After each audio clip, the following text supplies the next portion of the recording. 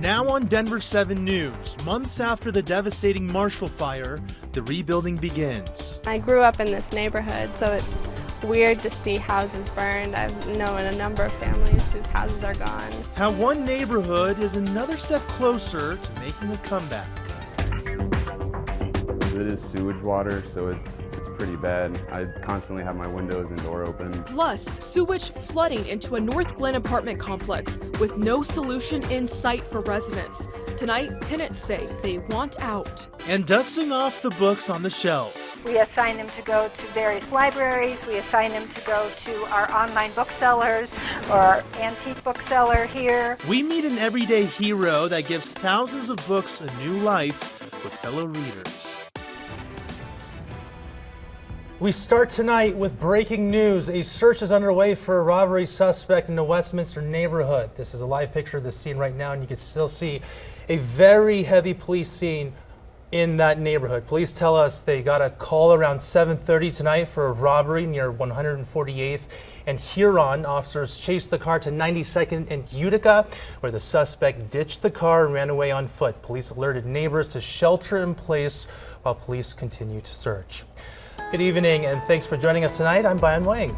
And I'm CB Cotton. Let's start with a live look at downtown Denver tonight. Gray clouds filled the sky as the day went on, but it still felt a lot like summer outside. It sure did. Meteorologist Stacey Donaldson joins us now. Stacey, I think we're starting to see a little rain now. We have a few pockets of rain here across the Front Range for this evening, but tomorrow we have the chance for intense weather, especially across the eastern plains. Severe storms are going to be a possibility here, just like we saw earlier today. General thunderstorms across western Colorado and for the Denver area. So as we start our morning tomorrow, really not looking bad. It'll be a dry start to the day. About 9:15 in the morning, temperatures will be in the 60s and 70s here for our area. It's once we get past 3 o'clock in the afternoon, we'll start to see these spotty showers pop up in the heat of the day, and some of these could be pretty strong and stormy into the afternoon and evening. We could see some large hail across eastern Colorado as we get into the later evening hours. Our out the door forecast, temperatures in the 60s early on, will be up into the 70s by noon, and we are expecting those thunderstorms late in the afternoon. We'll have temperatures in the low 80s again today,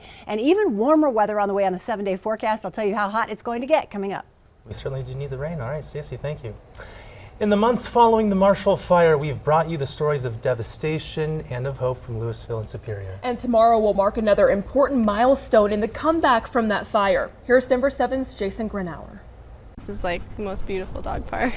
On a warm Sunday in June, it's about fun and fetch for Eloise and Durje. He runs around. He fetches sometimes. He's not super good at bringing the balls back, though. But even in this good boy environment in Louisville, it's hard to escape the reality just across the street. Strange, because my family lives right over there, and I grew up in this neighborhood, so it's weird to see houses burned. I've known a number of families whose houses are gone. Today, it's a Sunday of silence at so many of these lots, but that will soon change. Tomorrow, we're actually going to break ground on the first house in Louisville from the Marshall fires. Wood Brothers Construction, a Louisville-based company, will start the 8-month process to totally rebuild a resident's home here. I think it's just such a great step forward for them to put the fire behind them and start getting back to where they're going to be able to move back into their home. This lot will be the first of 20 rebuilds for this contractor. And the neighborhood's near Harper Lake, some of the worst hit by the Marshall Fire. I think it's going to be a great day for hope for the community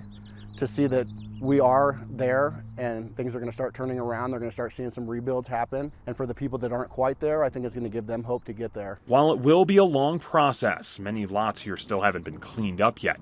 It is a first step for those who will live here, those in this neighborhood and beyond, even at the dog park. I'm sure it's a positive thing for them that their home is getting rebuilt. I'm excited to see how it goes. In Louisville, I'm Jason Grenauer, Denver 7. We're happy to see it, Jason. Thank you.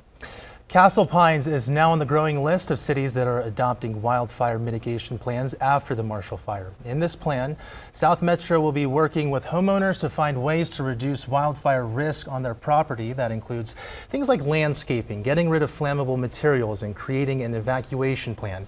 These changes do cost money, but residents will have resources available to them to help with cost. And it was a close call at Chatfield Reservoir today after a swimmer went missing in the water. South Metro Fire says this afternoon the person went out about 30 feet from the swim beach and then couldn't be found. Luckily, soon after, the swimmer was located and taken to the hospital. No word on their condition tonight. Fire officials tell us 8 people have drowned in Colorado so far this year. New details tonight regarding the death of an 8-year-old boy in Denver this weekend. Police confirm the woman arrested in the case is the boy's great aunt. Susan Baffour is being investigated for first-degree murder and child abuse resulting in the death of a minor. The investigation began yesterday morning when officers responded to a home near Ulster Street and 19th. It started as a death investigation, but now police are investigating the death as a homicide. And we have an update tonight on the deadly crash that closed South Broadway for several hours in Inglewood on Saturday. Police say 20-year-old Edwin Solano from Thornton turned himself in this evening. Solano fled the scene of the crash that left 1 man dead and 2 women in the car seriously hurt. Solano could now face charges of failing to remain at the scene and failing to give aid. Chaos erupting in the parking lot of an Aurora nightclub overnight. Aurora police say just before 1:30 this morning, an armed security guard took 2 people out of the Casabares bar and nightclub when a fight broke out in the parking lot. That's when Isaiah Vargas, who was just escorted out of the club, fired a gun. The security guard fired back, striking the man. Vargas has been charged with first-degree attempted assault and menacing. And it's a nightmare that some residents at a North Glen apartment complex feel they can't wake up from. It really is a nightmare. Many of these people are reaching out to Contact Denver 7 saying their apartments have been flooding for some time. Denver 7's Patrick Perez spoke to the tenants there who say there seems to be no easy solution.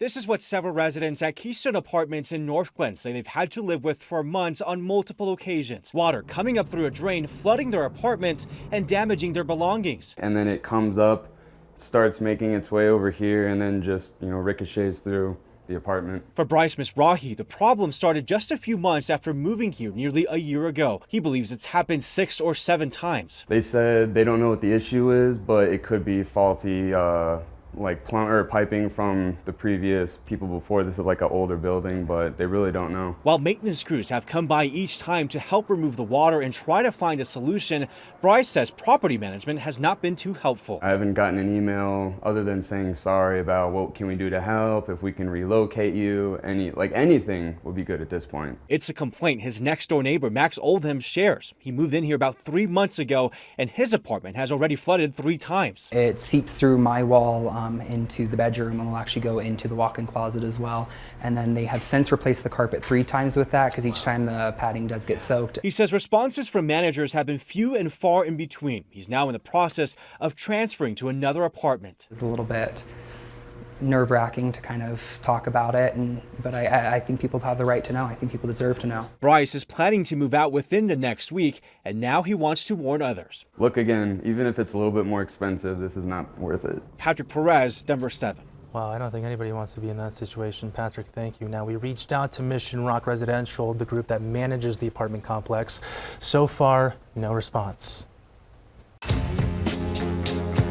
Coming up, stopping threats before it's too late. The threats that we face today are incredibly challenging. Boulder police teaming up with the FBI for a brand new partnership. Plus, when every second counts, every action matters. All the things that we wanted to be able to do for our patients, now we actually have it at our fingertips. How one doctor in Denver is making sure Colorado becomes a model for the rest of the country. It's bittersweet to kind of close it down. Plus, a popular annual cycling event is shutting down after this year.